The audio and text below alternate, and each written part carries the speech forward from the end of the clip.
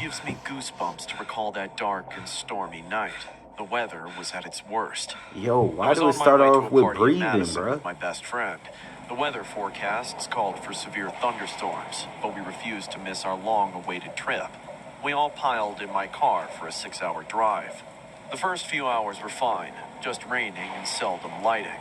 Then the typical thunderstorm started. The kind where you look down at the lines on the road so you don't end up in a ditch since you can't see anything else. Once, when the lightning flashed, my friend Zen swore he saw a tornado in the cornfield in the distance. We finally gave up and pulled under a bridge until the rain let up enough for us to see. We waited 20 to 25 minutes and then drove a few 20 miles to through the 25, storm. bro. The rest of the trip Really? was drizzle, and that post-thunderstorm fog made driving impossible. There were hardly any other cars on the interstate since most people were too smart to be out driving, which added to the creepy feeling. Luckily, we had found a little motel a 20-minute drive away that was dirt cheap. It was 3 stories tall and with no interior hallways. 3 stories? All the Oh, rooms like were 4 stories accessed to from me. the outside. Unfortunately, the cheapest rooms were on the 3rd floor and the elevator needed to be in order. The owner had put up a signboard right next to it. Checking into the motel in the middle of the night was interesting. It was still foggy and drizzling out, but humid and hot. There were only 2 to 3 other cars in the damp parking lot. The only lights were from the lobby and the street lights. We walked inside and no one was at the desk. After ringing the bell for about 15 Then why would minutes you ring without the a bell, response, dummy? we called the motel from my friend's cell phone. An older man answered and soon approached the desk from the back room. Oh, I was about We to tried say. to negotiate a first-floor room since they were not busy. He was a jerk, though, and kept saying, "They're booked." There were 2 to 3 other cars there. Indeed, some rooms on the first floor had to be available.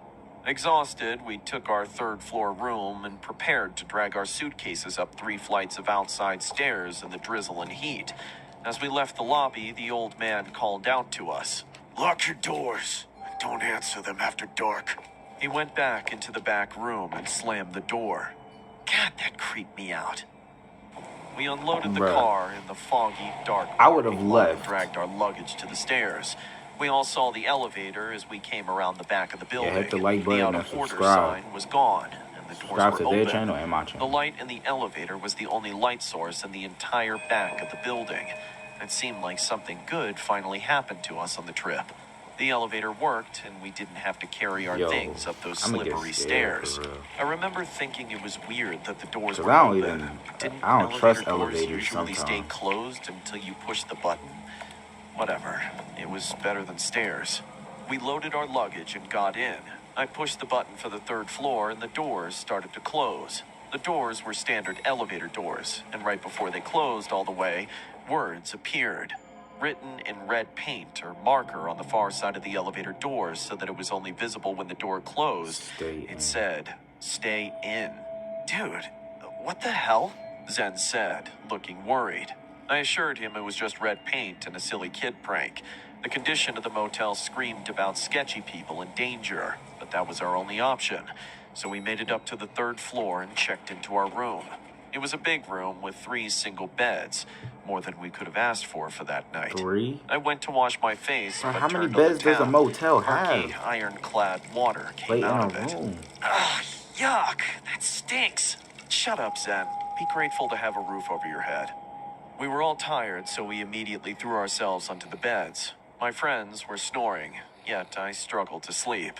The writing on the elevator door kept flashing in my mind. After struggling for a few more minutes, I heard the elevator ding. Who's coming up at this hour? I came to the door and placed my ear on it. I heard nothing. I looked at the dim, antique brass door handle. I slowly put my right hand on the handle and turned it. The door creaked open, and I quickly peeked out of the slightly open door. I saw a silhouette. It looked like a person. I couldn't make much out of it. All I saw was a tall, lanky, black silhouette standing beyond my hallway. It was not taking anything or doing anything. It was standing there. It made it so much more creepy. It's standing perfectly still. The elevator sound again appeared, and the doors started to slide. The elevator's light hit the hallway, and I saw the man. He stepped inside the elevator facing his back to me, and then he turned to the front. I will never forget the grin on his face. But that wasn't the only disturbing thing about him. He was holding a woman's head by her long black hair. The woman's mouth was half open with her eyes wide in fear of death. We watched each other silently, and then the elevator doors closed. Locking the door, I came back to the bed. I woke up my friends. I don't care if they believed me, but I forced them to leave the motel. We reported to the cops about the motel and the owner, but never got any follow-up. Years later, I learned in the news that a famous serial killer was arrested at that same motel. He cut his victim's head off and then sneaked out the body in plastic wrap to dump in the lake.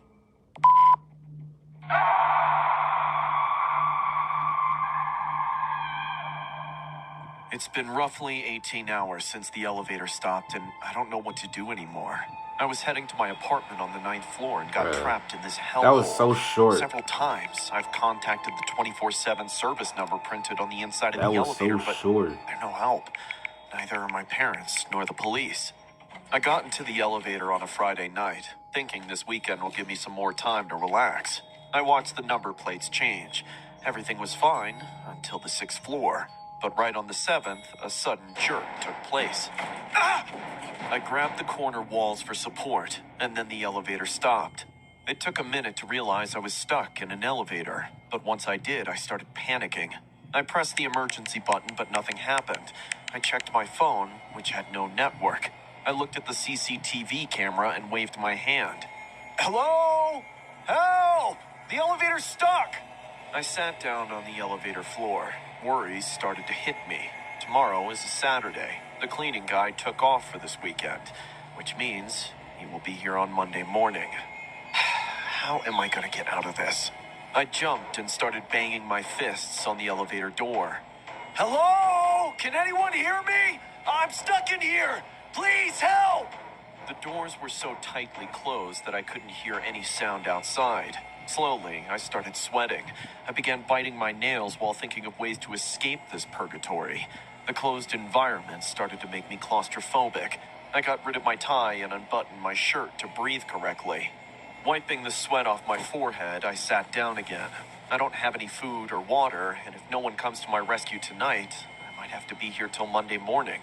I looked above and saw the vent. I tried jumping to reach the top of the elevator, Bro, but your my arms height is wasn't long. enough. You should be able to reach I started that. He sweating don't have even hops. more. I could hear my lungs He does rising not have higher hops. and higher to catch a breath. It's a cartoon. I can't waste my energy like this. It's a cartoon. The feeling of being trapped inside an elevator gradually took over my mind. Am I gonna die in here? It's possible, right? The scarcity of oxygen and water can kill me, no doubt. It started getting so hot inside the elevator like someone had set a fire from the outside. I could feel my lips tremble, my feet were numb, and I started to pass out. I got onto my knees, holding my neck. I could feel someone was choking me. My vision went blurry, and I don't remember when I fainted. A high-pitched squeaking sound brought me back to my senses. That's a mouse. I opened my eyes to see a pair of big black eyes staring back at me. My heart stopped as those eyes never blinked. Ah! I jumped in fear, going straight to the other side of the elevator, and the mouse dropped from my chest. Jeez, almost gave me a heart attack. My scream scared the mouse, and it ran to the hole in the left corner and disappeared. But now I noticed the walls of the elevator. Something bizarre had started to happen to them. There was a big, damp-like mark on the elevator doors, and a hairy, stringy thing almost like a twig was poking out of it. I touched the damp with my fingers, and a thick, black liquid started dripping. The texture of the damp felt disgustingly squashy. What the hell is all this? And then again, I heard the squeaking sound. I thought the mouse was back, so I looked at the hole in the corner, but I didn't see it. I went close to the hole and tried to see what was on the opposite side. At first, it was only darkness. Suddenly, a tongue sprung out from that hole and started to move like crazy. Ah! What is this? Please help me! Get me out of here! A scary growl could be heard as well. The tongue looked like it belonged to some creature from a terrifying place. Right then, the elevator lights started to flicker. No! No, please! I kept hitting all the buttons like crazy. I just wanted this nightmare to end. I knew if I didn't get out of there, I would eventually go mad forever. Or worst, I might end up killing myself. Losing my mind, I grabbed the tail-like thing poking out of that damped wall and started pulling it. The more I pulled, the squeaking sound grew louder. The tail came from the wall at one point, making me fall on my back, and thousands of mice started crawling into the elevator. Their dirty smell and soggy, hairy bodies made me nauseous. The sight was straight out of a horror movie. Tons of mice jumped out from the damped wall, filling the closed space like water. Mice were everywhere. They were on my shoes and soon rose to my waist. I was drowning in a sea of plagued mice, and my screams were dying down in my throat. Help! Somebody! I don't want to die in here, please! Someone call the cops! When the army of mice reached my neck, I felt their teeth on my skin. They were biting me off like ants finishing a sugar cube. Ah! Ah! Stop! Stop! I began picking each mouse and throwing it away as far as possible, but they didn't stop. I screamed for one last time and fainted. When I woke up, I heard the ambulance.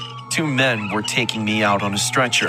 An oxygen mask was covering my face, and I saw the daylight shining on my face.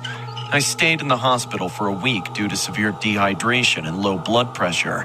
A cleaning guy found me in the elevator Monday morning. I was trapped inside the elevator for more than 40 hours. Though there were no wounds or bite marks on my body, that invasion of the mice still haunts me to sleep. My doctor said I suffered major hallucinations and panic attacks due to the claustrophobic environment. I still get goosebumps thinking how real it all was, even if none of it made any sense. I don't think I'll ever feel safe inside an elevator again. The story you just saw is a fictional representation of the trauma lived by a man who spent 41 hours trapped inside an elevator.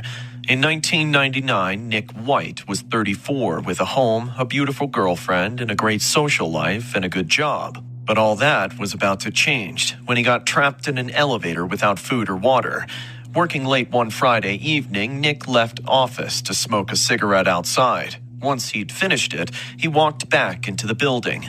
He got into the lift and pushed the button. On the way up to his floor, he felt a jolt, and the lights dimmed for a second. Nick White soon realized that the elevator had stopped. He rang the emergency bell, the first thing anyone would have done. He waited for a while for someone to answer, but no one did. The more time passed, the more the horrifying thought of dying in that closed space reigned his mind. 2 days in an enclosed space without food or water is an incredibly long time to be imprisoned. The CCTV footage of that night went viral, and Nick eventually filed a lawsuit against the managing committee.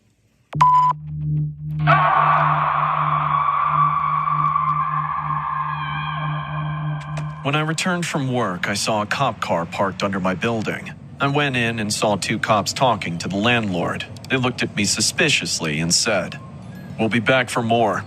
The cops left, and I asked the landlord, "Is everything all right?"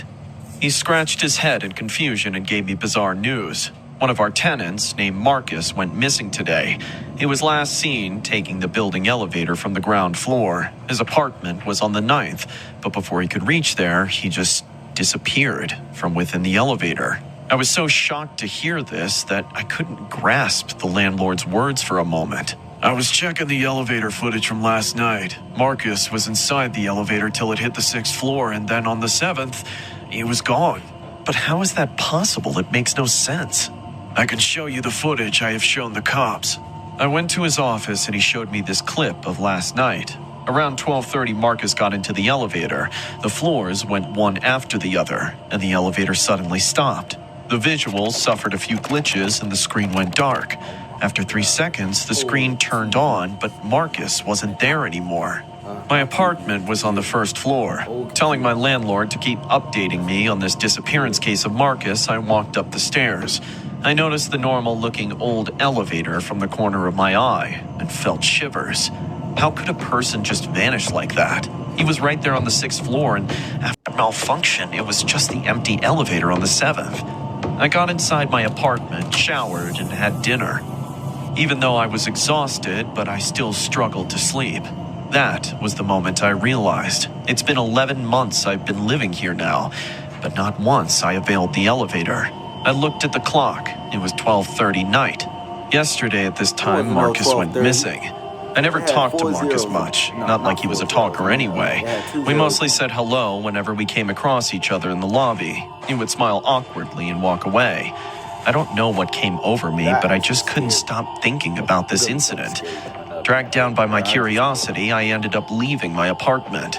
I walked up to the elevator and pressed the 7th floor. The metal doors closed with a screeching sound and the number plate began to change, but the elevator functioned correctly this time. I reached the 7th floor without any trouble, which surprised me. Once I stepped into the lobby, I felt cold. I've never come to this floor. The lights on this floor flickered like crazy. Some were even burnt out, making it hard to see. I slowly walked up to Marcus's apartment. We came into this building the same day. While filling out the forms in the landlord's office, I remember seeing the number of his apartment, 16. I stopped outside the apartment. Using my phone's flashlight, I saw the door sealed with yellow tape. The cops must have searched his apartment.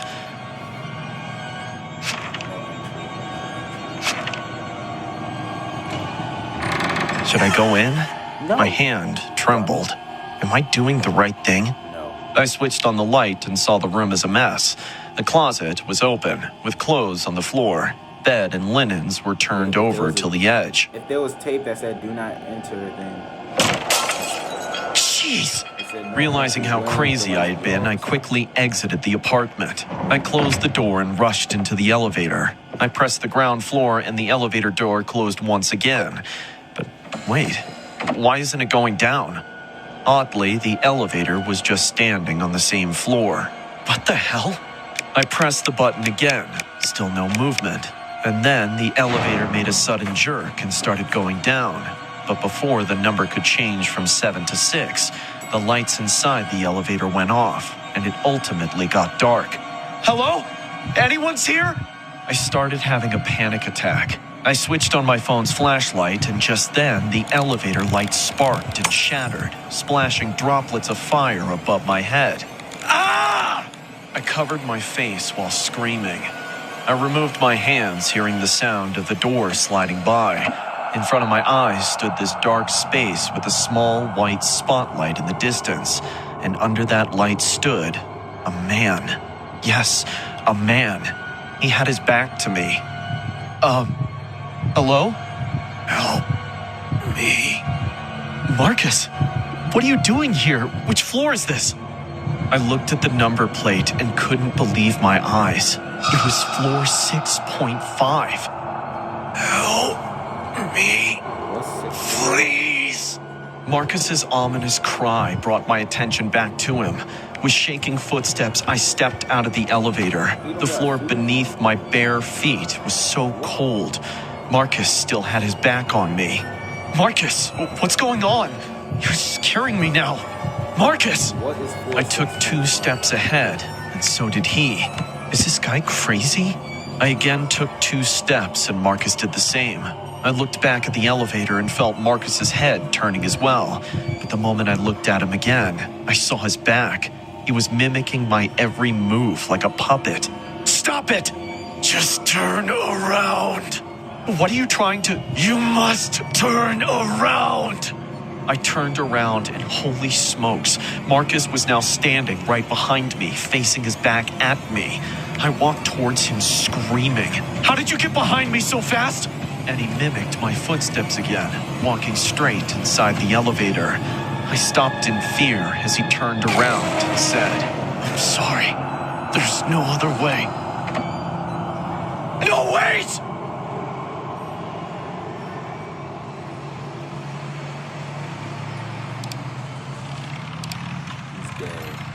He dead.